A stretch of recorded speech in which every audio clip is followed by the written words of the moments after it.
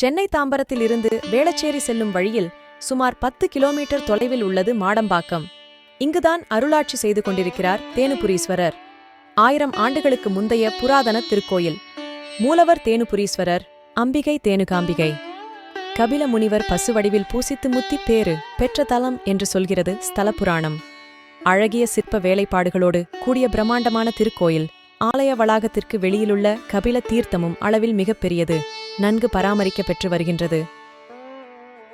தேனுகாம்பிகையை தொழுது சிறிய திருமேனியராய் எழுந்தருளியுள்ள தேனுபுரீஸ்வரரையும் பணிந்து பின் உட்பிரகாரத்தை வலம் வருகையில் சுவாமி சந்நிதியின் பின்புறம் வலது கோடியில் திருப்புகழ் தெய்வமான கந்தக்கடவுள் ஒரு திருமுகமும் 4 திருக்கரங்களுமாய் மயிலருகில் நின்ற திருக்கோலத்தில் தேவியரும் உடனிருக்க அற்புதமாய் திருக்காட்சி தந்து அருள் புரிகின்றான்.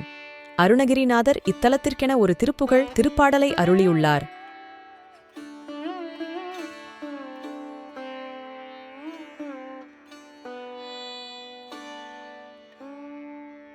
மூலஸ்தானத்தில் சுவாமி சதுர பீடத்தில் சுமார் 1 ஜான் உயரத்தில் சிறிய மூர்த்தியாக காட்சி தருகிறார். லிங்ககலம் 3 விரற்கிடை மட்டுமே இருக்கிறது. பசு மிதித்த தழும்பும் கல்லடிப்பட்ட பள்ளமும் இருக்கிறது. லிங்கத்தில் சிறிய மண்டபம் போன்ற அமைப்பும் நாகாபரணமும் அணிவிக்கப்பட்டுள்ளது. மூர்த்தி சிறியது, கீர்த்தி பெரியது. இக்கோயிலில் உள்ள தூண்களில் பல சிற்பங்கள் வடிக்கப்பட்டிருக்கிறது. தூணில் சிற்பமாக சரபேஸ்வரர் காட்சி தருகிறார்.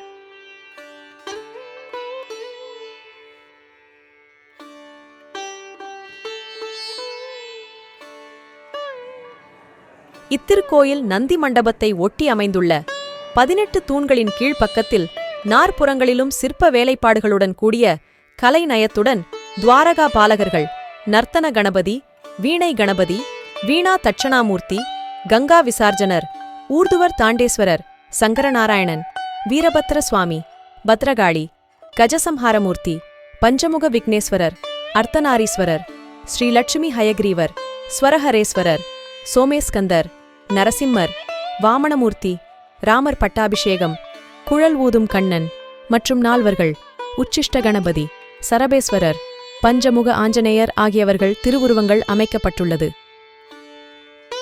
தல வரலாறு: கபில முனிவர் சிவபூசை செய்வதற்கு லிங்கத்தை இடது கையில் வைத்து வலது கையால் மலர்தூவி வழிபட்டதாகவும், கையில் லிங்கத்தை வைத்து வழிபட்ட முறை சரியல்ல எனக் கூறி சிவன் அவரை பசுவாகப் பிறக்கச் சாபம் அளித்ததாகவும், பசுவாகப் பிறந்த கபிலர் இத்தலத்தில் சிவனை வழிபட்டு முக்தி பெற்றதாகவும் மரபு வரலாறு உள்ளது.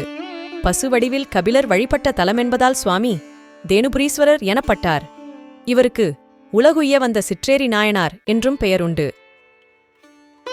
சுந்தர சோழரின் அமைச்சரான அன்பில் அனிருத்தர் இக்கோயிலை கட்டியதாகவும், பின்னர் முதலாம் குலோத்துங்கனால் இது கற்றளியாக்கப்பட்டதாகவும், முன்மண்டபமும் அதிலுள்ள தூண்களும் பல்லவர்கள் காலத்தியது என்றும், விசயநகரப் பேரரசாலும் இக்கோயில் பராமரிக்கப்பட்டது என்றும், இக்கோயிலில் தற்காலத்திய கற்பலகையில் தமிழிலும் ஆங்கிலத்திலும் பொறிக்கப்பட்டுள்ளது. இக்கற்பலகை கோயிலின் முன்புறம் திறந்து வைக்கப்பட்டுள்ள புத்தக வடிவில் அமைக்கப்பட்டுள்ளது. கோயிலில் காணப்படும் கல்வெட்டுகளில் இறைவனும் இறைவியும் சிற்றேரி ஆளுடைய நாயனார் என்றும் நம்பிராட்டியார் என்றும் கூறப்பட்டிருக்கிறார்கள்.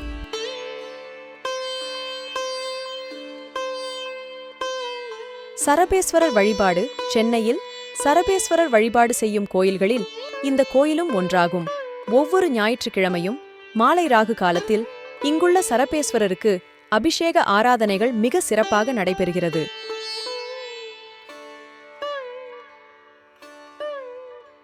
மாடம்பாக்கம் சிவாலயத்துக்கு வந்து தரிசியுங்கள். நம் பாவமெல்லாம் தொலையும், புண்ணியங்கள் பெருகும், எதிரிகள் விலகுவார்கள், எதிர்ப்புகள் தவிடுபொடியாகும்.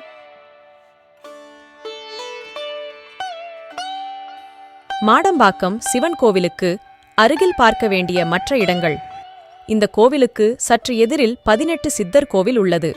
மேலும் ஒரு தசாப்தத்திற்கு முன்னர் கட்டப்பட்ட ஸ்கந்தாஷ்ரமம் உள்ளது.